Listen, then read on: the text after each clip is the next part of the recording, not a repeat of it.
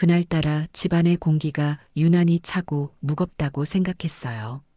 마치 아무도 살지 않는 빈집처럼 적막했지요. 며칠 전부터 끙끙 앓던 감기 기운에 늦도록 누워 있다가 오후 늦게야 겨우 몸을 일으켜 거실로 나섰습니다. 현관문 쪽에서 도어록 해제되는 소리가 들리고 잠시 후 며느리가 장바구니를 든 채 들어섰습니다. 어딘지 모르게 뻣뻣한 얼굴, 제 눈치를 살피는 기색이 역력했습니다. 평소 같으면 거들떠보지도 않으면서 굳이 제게 와서 어머니, 몸은 좀 어떠세요? 하고 묻는 목소리가 가식적으로 들렸어요. 그리고 깨달았습니다. 늘 제 발치에서 꼬리를 치며 온 집안이 떠나가라 반겨주던 복실이가 보이지 않는다는 사실을요. 15회를 한 지붕 아래서 제 그림자처럼 붙어 살던 늙은 개. 먼저 간 영감의 마지막 흔적이자 이 삭막한 집에서 유일하게 제 마음을 알아주던 녀석이었는데 말입니다. 복실이는 어디 갔냐? 제 목소리가 생각보다 날카롭게 나갔나 봅니다. 며느리는 들고 있던 장바구니를 식탁 위에 신경질적으로 툭 내려놓으며 대답했습니다. 그 말투는 항상 날이 시퍼렇게 선 칼날 같았지요. 어머니, 걔 이제 없어요. 마치 많은 친구가 마당 있는 집으로 이사 갔다고 해서 좋은 기회다 싶어 그리로 보냈어요. 환경이 여기가 비할 데 없이 좋대요. 늙은 개가 아파트에서 사는 것보다 훨씬 낫죠. 순간 세상이 빙 도는 기분이었습니다. 머리를 둔기로 세게 얻어맞은 것처럼 귀가 멍멍했어요. 내게는 단 한마디의 상의도 없이 살아있는 생명을, 그것도 내 반쪽이나 마찬가지인 녀석을 헌 옷까지 치우듯 처분해버린 겁니다. 뭐, 그걸 왜 내 멋대로 보내? 누구 마음대로. 그게 어떤 녀석인데. 애써 눌러왔던 감정이 터져 나오며 목소리가 격하게 떨렸습니다. 그러자 며느리는 기다렸다는 듯이 혹은 이 순간을 예상했다는 듯이 인상을 팍 쓰며 쏘아붙이더군요. 어머니, 솔직히 말씀드릴게요. 냄새나고 털 날려서 제가 얼마나 스트레스 받았는지 아세요? 손주가 요즘 기침하는 것도 다 그게 때문인 것 같고요. 어머니 생각만 하실 게 아니라 이 집에서 같이 사는 우리 생각도 좀 해주셔야 하는 거 아니에요? 기가 막혀서 말이 나오지 않았습니다. 온종일 손주 녀석 어린이집 등하원 시키고 밥 챙겨 먹이고 저들 퇴근 시간에 맞춰 저녁상까지 대령하는 이 늙은이에게 같이 사는 우리 생각이라니요. 이 집의 모든 편의는 당연하다는 듯 다 누리면서 정작 이 집이 누구 명의로 되어 있는지, 누가 이 집을 평생에 걸쳐 마련했는지는 까맣게 잊은 모양이었습니다. 저들의 논리 속에서 저는 이미 집주인이 아니라 그저 방 한 칸을 차지하고 있는 군식구일 뿐이라는 소리를 참 저렇게도 뻔뻔하게 할 수 있구나 싶었습니다. 그래도 나한테 말을 하고 보냈어야지. 내가 복실이 없이 어떻게. 말끝을 맺지 못하고 주저앉듯 소파에 걸터앉자 며느리는 일말의 동정심도 없는 얼굴로 코웃음을 쳤습니다. 어머니, 뭘 그렇게 서운해하세요. 강아지 한 마리 없어진 거 가지고. 걔도 거기서 더 행복할 거예요. 다 모두를 위해서 잘된 일이라니까요. 더 이상 대화를 이어갈 힘도 의미도 없었어요. 저녁 준비를 해야 한다는 핑계를 대며 부엌으로 쏙 들어가 버리는 며느리의 뒷모습을 망연히 바라보았습니다. 잠시 후 퇴근한 아들에게 이 사실을 털어놓았지만 아들의 반응은 더 저를 절망하게 만들었습니다. 에이 엄마, 잘됐네. 진작 보냈어야 했어. 걔 때문에 집에서 냄새나고 당신도 맨날 걔 뒤치다꺼리 하느라 힘들었잖아. 이 사람이 당신 편하게 해주려고 그런 건데 뭘 그렇게 속상해해. 아들의 말은 비수가 되어 제 심장을 꿰뚫었습니다. 편하게 해주려고? 제 의사는 조금도 존중하지 않은 채 제 분신 같은 존재를 내다버린 것이 저를 편하게 해주려는 행동이란 말입니까? 그들 부부에게 저는 이미 슬픔이나 상실감 같은 감정을 느낄 자격조차 없는 그저 돌봐야 할 귀찮은 대상일 뿐이었습니다. 그날 밤 저는 텅 비어버린 복실이의 낡은 방석을 끌어안고 소리 없이 울었습니다. 방석에는 아직 복실이의 채취가 희미하게 남아 있었어요. 십수년 전 장마철에 비를 맞고 골목에서 덜덜 떨고 있던 강아지를 영감이 품에 안고 들어왔지요. 우리 집 복덩이가 되라고 복실이라 짓새하며 웃던 영감의 얼굴이 눈앞에 어른거렸습니다. 영감이 세상을 떠난 후 저는 복실이를 보며 그 빈자리를 견뎌냈습니다. 그런데 이제 그 마지막 온기마저 빼앗겨버린 겁니다. 이건 단순한 경고가 아니었어요. 다음 차례는 기어이 나일 것이라는 서늘한 확신, 곧 닥쳐올 현실이라는 공포가 온몸을 옥죄는 것 같았습니다. 엎친 데 덮친 격으로 며칠 전부터 시작된 무릎 통증은 날이 갈수록 심해졌습니다. 계단을 오르내릴 때는 물론이고 밤에 자려고 누우면 뼛속까지 시리고 욱신거려 잠을 이룰 수가 없었지요. 비가 오려는 날이면 어김없이 뼈마디가 비명을 질러댔습니다. 아들에게 병원에 좀 데려다 달라고 몇 번이나 말했지만 알았어요. 시간 날 때요라는 대답만 반복할 뿐이었습니다. 그런 아들보다 먼저 나선 것은 뜻밖에도 며느리였습니다. 어머니, 병원 가봐야 돈만 깨져요. 제가 아는 약사한테 물어봐서 관절에 직방인 약 사왔어요. 이거 비싼 거니까 아침 저녁으로 꼬박꼬박 챙겨 드세요. 평소 제 약값 한 푼 나가는 것에도 얼굴을 찌푸리던 애가 생전 안 하던 짓을 하니 의아했지만 한편으로는 그래도 양심은 있나 보지 하는 신락 같은 기대를 했습니다. 알록달록한 색깔의 약은 제법 그럴싸해 보였고 저는 고맙다는 말을 몇 번이나 하며 약을 받아들었지요. 하지만 일주일이 지나고 열흘이 지나도록 통증은 조금도 나아질 기미가 보이지 않았습니다. 오히려 밤이면 더 쑤시고 아파서 진통제 없이는 잠들기 어려울 정도였어요. 그러던 어느 날 오후였습니다. 며느리가 동창 모임에 간다며 한껏 멋을 부리고 화장대 앞에 앉아 있었습니다. 서랍을 뒤적거리던 며느리가 갑자기 아, 맞다 하더니 약통 몇 개를 꺼내 식탁 위에 늘어놓더군요. 그러고는 작은 약통에 알약을 옮겨 담기 시작했습니다. 제가 먹고 있는 것과 똑같은 약 상자에서 알약을 몇 개 꺼내 담고 그 옆에 있던 아주 고급스러운 금박 무늬의 다른 약 상자에서도 약을 꺼내 담았습니다. 그러다 전화가 왔는지 나 지금 나가 하고 소리치며 약 상자들을 그대로 둔 채 허둥지둥 나가버렸습니다.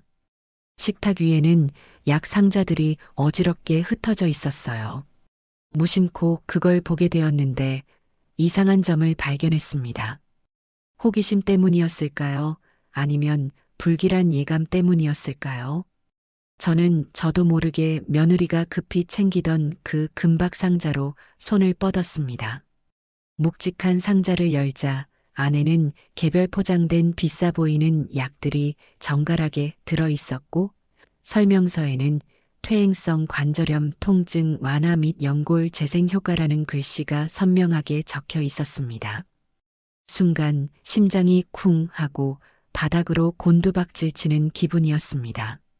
떨리는 손으로 제가 먹던 약 상자를 집어들어 설명서를 찾아 읽어보았습니다.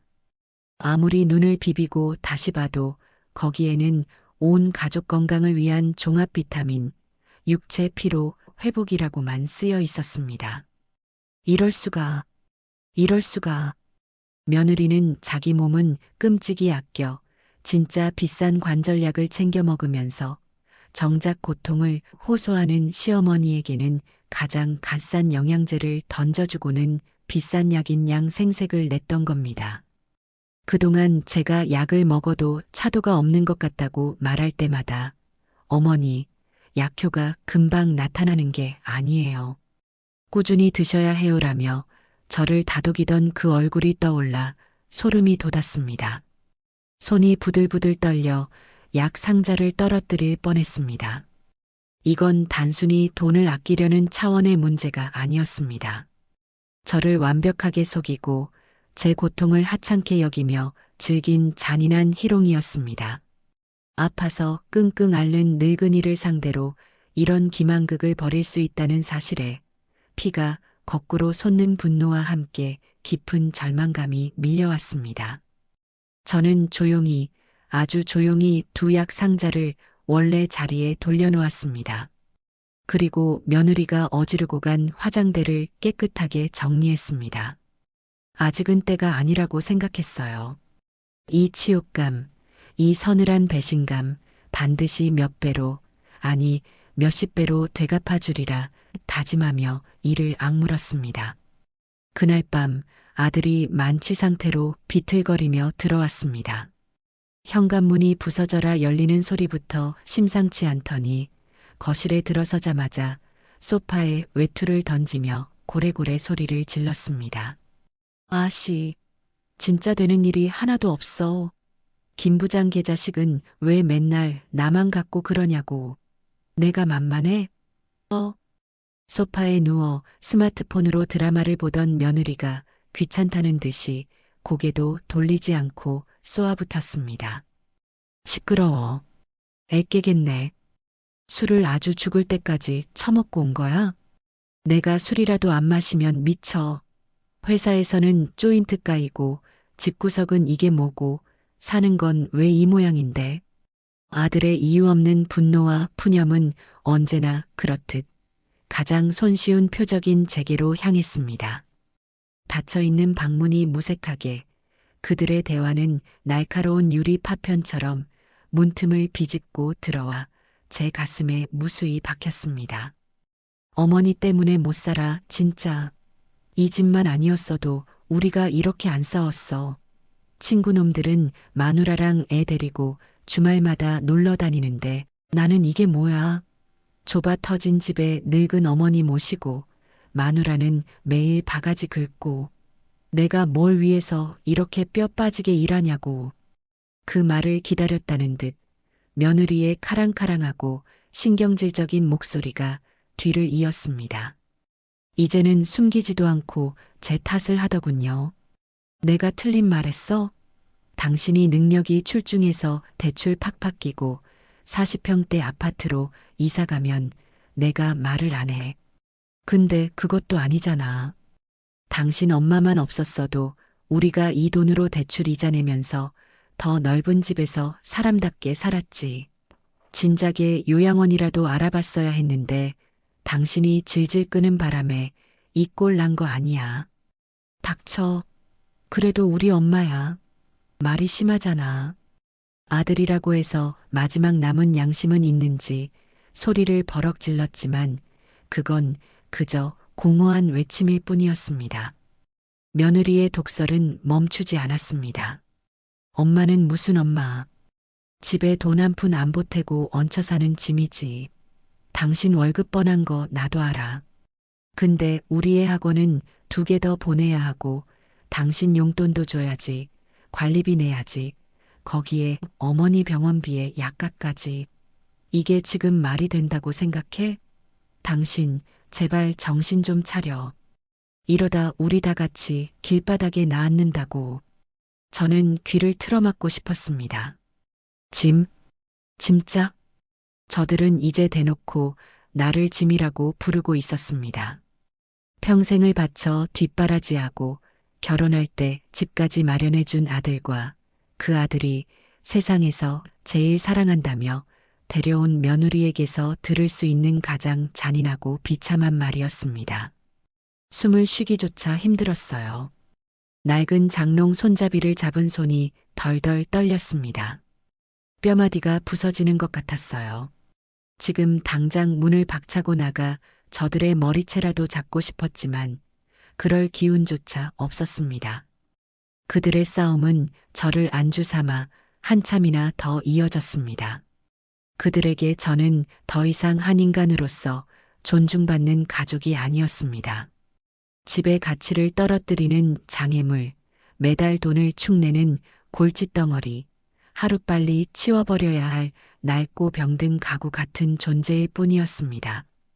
깊숙이 골마 터져버린 상처의 실체를 똑똑히 확인한 밤이었습니다. 이미 너무 깊이 썩어 문드러져서 더 이상은 꿰매거나 약을 바를 방도조차 없어 보였지요. 그날 밤 저는 한숨도 자지 못했습니다.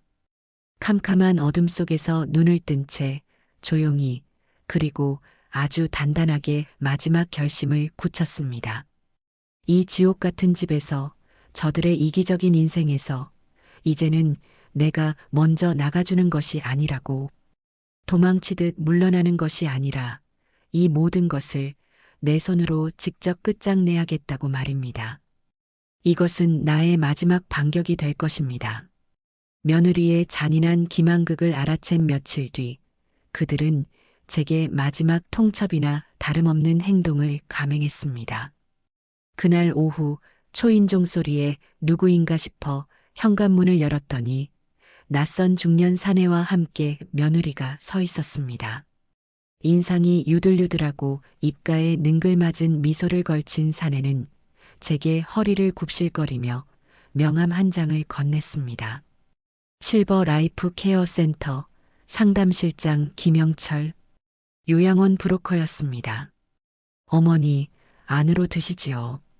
실장님, 이쪽으로요. 며느리는 제 허락도 없이 사내를 거실로 이끌었습니다. 저는 그 순간 온몸의 피가 차갑게 식는 것을 느꼈어요. 복실이를 치워버리고 가짜 약으로 저를 기만하더니 이제는 제 몸뚱이까지 집 밖으로 치워버릴 심산이었던 겁니다. 사내는 소파에 앉자마자 가방에서 반질반질한 코팅 책자를 꺼내 펼쳐 보였습니다. 어머님, 저희 센터가 이번에 새로 리모델링을 해서 시설이 아주 쾌적합니다. 호텔급이라고 보시면 됩니다. 물리치료실은 기본이고 노래교실, 원예, 서예 프로그램까지 다양해서 심심하실 틈이 없으세요. 사내는 제 얼굴을 살피며 청산유수로 말을 이어갔습니다. 그 옆에서 며느리는 맞장구를 쳤지요. 어머니, 여기 어때요? 친구분들도 많이 사귈 수 있고 전문 간호사가 24시간 상주해서 저희도 안심되고요. 어머니 건강을 위해서라도 이게 최선의 방법이에요. 저희도 안심되고. 그 말이 제 귀에는 이제 눈앞에서 안 보이니 속이 시원하고라는 말로 들렸습니다. 책자 속 사진에는 노인들이 환하게 웃고 있었지만 제 눈에는 그저 모든 것을 체념한 듯한 텅 빈 표정으로 보일 뿐이었어요. 이들은 제 의견을 묻는 것이 아니었습니다. 이미 자기들끼리 모든 결정을 끝내고 제게는 통보를 하러 온 것이지요. 제 인생의 마지막 거처를 제 의사와는 상관없이 저들이 멋대로 결정하고 통보하는 이 상황을 저는 더 이상 견딜 수가 없었습니다.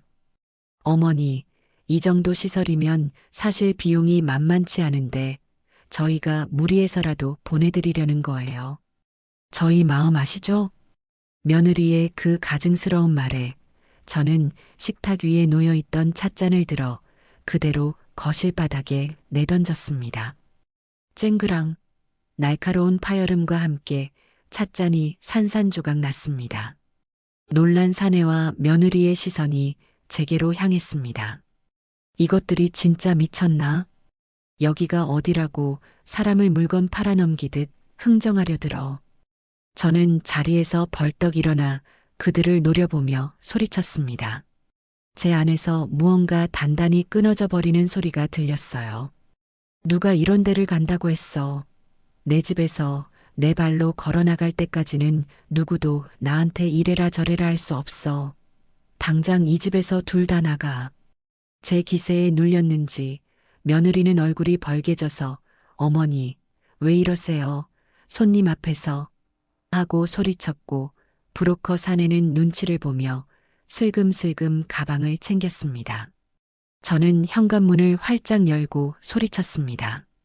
나가라고. 결국 사내는 꽁무니를 빼며 도망치듯 집을 나섰고 며느리는 분이 안 풀리는지 두고 봐. 정말 후회하게 될 테니까 하는 악담을 남기고는 방으로 들어가 버렸습니다. 저는 한참 동안이나 깨진 찻잔 조각들을 망연히 내려다보았습니다. 저 조각난 사기 그릇이 마치 제 마음 같았어요. 이제 더는 망설일 이유가 없었습니다. 그날 밤 저는 제 인생을 건 마지막 모험을 준비하기 시작했습니다. 아들과 며느리가 잠든 깊은 밤, 저는 안방 장롱 가장 깊숙한 곳에서 빛바랜 나무 상자를 꺼냈습니다. 상자 안에는 수십 년간 푼푼히 모아온 쌈짓돈 통장들과 도장, 그리고 이 집의 등기권리증이 들어 있었지요. 한평생 허리띠를 졸라매고 시장에서 콩나물값 1,000원을 깎아가며 악착같이 모은 돈이었습니다. 아들 대학 등록금 대주고 결혼할 때 집 사주느라 뭉텅 빠져나가긴 했지만 그래도 제 마지막 노후를 기댈 수 있는 유일한 보루였습니다. 다음 날 아침 저는 몸이 아프다는 핑계를 대고 방에 틀어박혀 있었습니다. 며느리는 어제 일로 단단히 화가 났는지 제 방문 앞에는 와보지도 않더군요. 그들이 모두 출근하고 손주까지 어린이집에 간 것을 확인한 뒤에야 저는 조용히 집을 나섰습니다. 가장 먼저 은행으로 향했어요. 거래하던 은행 4군데를 모두 돌며 통장에 있던 돈을 전액 현금으로 찾아달라고 했습니다. 창구 직원이 몇 번이나 보이스피싱은 아닌지 무슨 일이 있는 건지 물었지만 저는 단호하게 괜찮다고 말했습니다. 두툼한 5만 원권 뭉치들이 종이 가방 안에 차곡차곡 쌓여갈 때 저는 두려움보다는 오히려 기묘한 해방감을 느꼈습니다. 이것은 이제 더 이상 그들이 호시탐탐 노릴 수 없는 오롯이 저만의 것이었습니다. 돈 가방을 들고 집으로 돌아온 저는 마지막으로 전쟁 준비를 했습니다. 평생 한 번 입을까 말까 해서 장롱에 고이 모셔두었던 가장 좋은 외출복을 꺼내 입었습니다. 조금은 촌스러울지 몰라도 제게는 마지막 싸움에 나서는 장수의 갑옷과도 같았어요. 그리고 수화기를 들어 부동산 중개인과 예전에 아들 가게 문제로 한번 상담을 받았던 법무사에게 전화를 걸었습니다. 목소리가 조금 떨렸지만 할 말은 분명하고 단호하게 전했습니다. 오늘 집을 팔려고 합니다. 와서 도와주십시오. 약속한 시간에 부동산 중개인과 법무사가 도착했습니다. 저는 그들을 거실 소파에 앉히고 잠시 후 퇴근해서 돌아올 아들 내외를 기다렸습니다. 얼마 지나지 않아 현관문이 열리고 아들과 며느리가 들어섰습니다. 거실에 앉아 있는 낯선 사람들과 평소와는 다른 제 옷차림을 본 그들의 얼굴에 당혹감이 스쳐 지나갔습니다. 어머니, 이분들은 누구세요? 아들의 물음에 저는 탁자 위에 올려두었던 집문서, 즉 등기권리증을 그들 앞으로 밀어놓으며 입을 열었습니다. 이 집 오늘부로 내놓는다. 그리고 너희들은 오늘 안으로 짐 싸서 이 집에서 나가. 제 말의 의미를 파악하는 데는 그리 오랜 시간이 걸리지 않았습니다. 며느리의 얼굴이 새하얗게 질렸고 아들은 믿을 수 없다는 듯 제게 다가와 팔을 붙잡았습니다. 엄마, 이게 무슨 소리야? 갑자기 집을 팔다니 미쳤어? 여기가 어디라고? 저는 그 손을 매몰차게 뿌리쳤습니다. 그리고 평생 한 번도 지어본 적 없는 차가운 표정으로 아들을 똑바로 쳐다보며 말했습니다. 어디긴 내 집이지. 평생 너를 위해 희생한 이 어미를 짐짝 취급하고 요양원에 쳐넣으려던 너희들에게는 단 한 평도 나눠줄 수 없는 내 집. 이제 와서 엄마 소리가 그렇게 쉽게 나오나? 제 싸늘한 목소리에 아들은 할 말을 잃었고 며느리는 그제야 상황 파악이 됐는지 비명을 지르듯 소리쳤습니다. 어머니, 어떻게 저희한테 이러실 수 있어요? 이건 무효예요. 하지만 옆에 있던 법무사가 조용히 입을 열었습니다. 이 집은 법적으로 온전히 박희자 여사님 단독 명의의 재산입니다. 재산 처분에 대한 모든 권리는 여사님께 있습니다. 두 분은 엄밀히 말해 거주인일 뿐 어떠한 법적 권리도 주장하실 수 없습니다.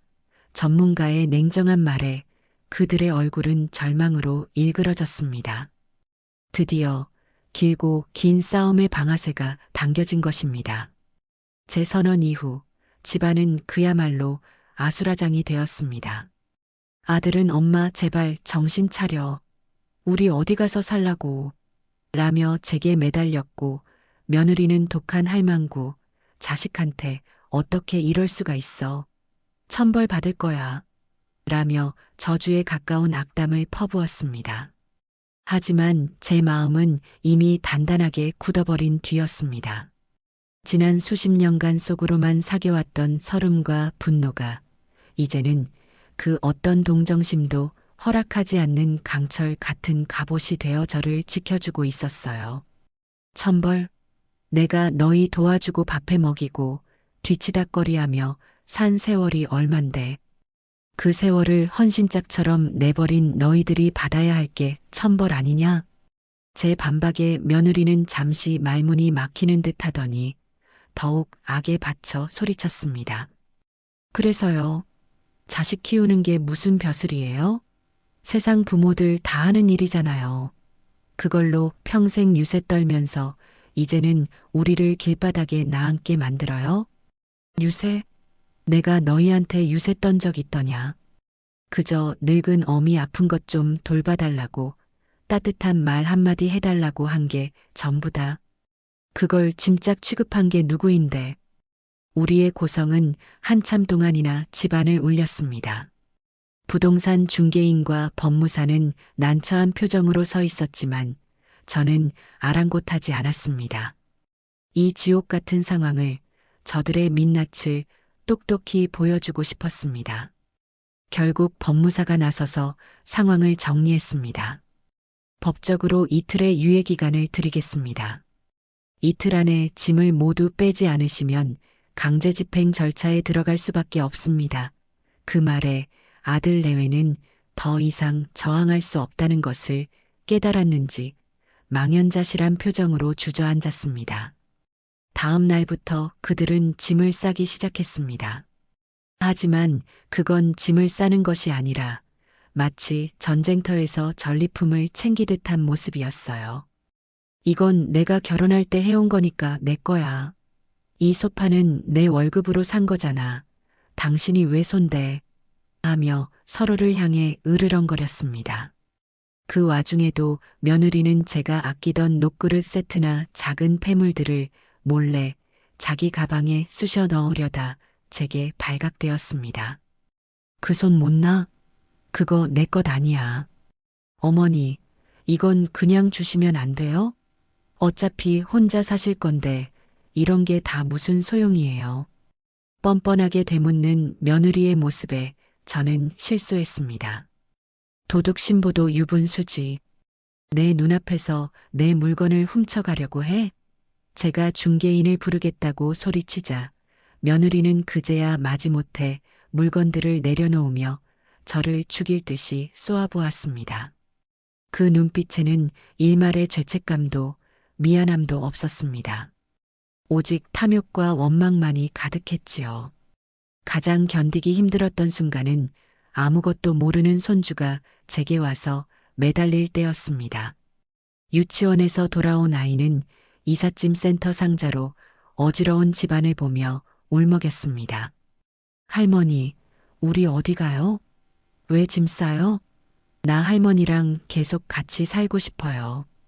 조망만 한 손으로 제 옷자락을 붙잡고 우는 아이를 보니 가슴이 미어졌습니다.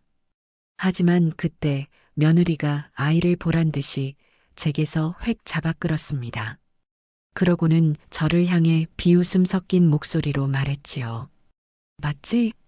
당신이 지금 무슨 짓을 하고 있는지, 이 어린애한테 평생 지울 수 없는 상처를 주는 건 바로 당신이야, 어머니. 당신 욕심 때문에 애가 뭘 보고 배우겠어. 아이를 방패 삼아 제 죄책감을 자극하려는 비열한 수법이었습니다. 그 순간 저는 알았습니다. 지금 여기서 무너지면, 저 아이의 눈물에 마음이 약해지면 저는 평생 저들의 노예로, 짐짝으로 살아가게 될 것이라는 것을요. 저는 독하게 마음먹고 아이의 눈을 외면했습니다. 그리고 차갑게 말했습니다. 내 엄마 아빠 따라가거라. 할미는 이제 너희랑 같이 안 산다. 아이의 울음소리가 등 뒤에서 비수처럼 날아와 꽂혔지만 저는 돌아보지 않았습니다. 이틀 뒤 그들은 마지막 짐까지 챙겨 집을 떠났습니다. 텅 빈 집에는 저 혼자 덩그러니 남았지요. 곧 집을 사겠다는 사람이 나타나 계약은 일사천리로 진행되었습니다. 잔금을 모두 치르고 제 통장에 평생 만져본 적 없는 큰돈이 찍히던 날, 저는 낯선 해방감과 함께 깊은 허무함을 느꼈습니다. 그리고 며칠 후 우체부에게서 등기우편 하나를 건네받았습니다. 발신인은 아들의 이름으로 된 법무법인이었습니다.